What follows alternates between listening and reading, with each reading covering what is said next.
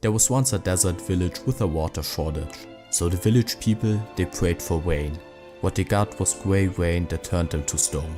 Afterwards it continued to rain, but nobody was there to profit from it.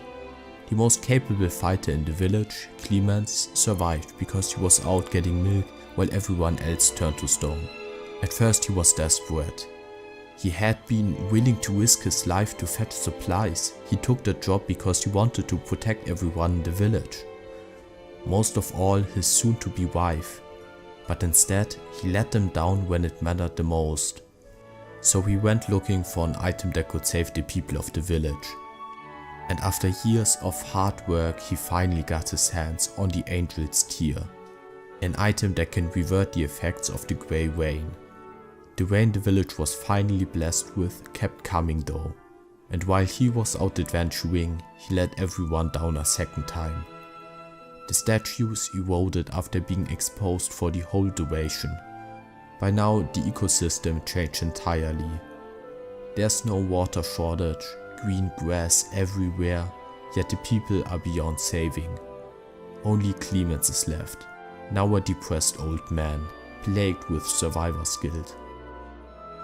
At night, the statues show visions from their last day.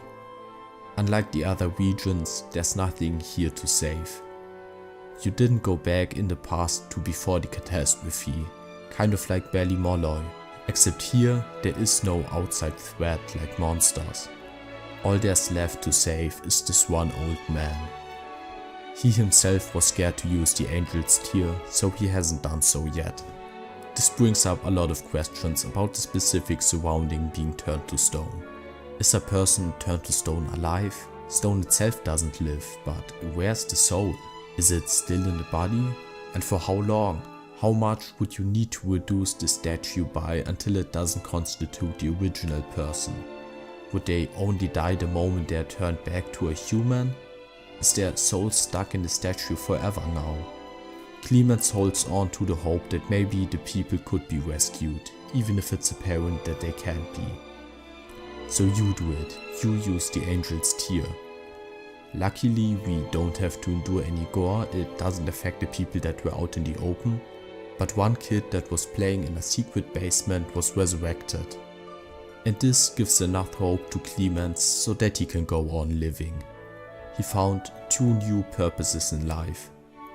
First, taking care of the child, getting him out of the village, since else he would grow up surrounded by the petrified corpses of his best friend and family. The other purpose is spreading word about the dangers that the grey rain poses. He was stuck in the past for 50 years, thinking about ways to save something that was lost a long time ago. He was in denial and held on to this idea of a happy ending for decades.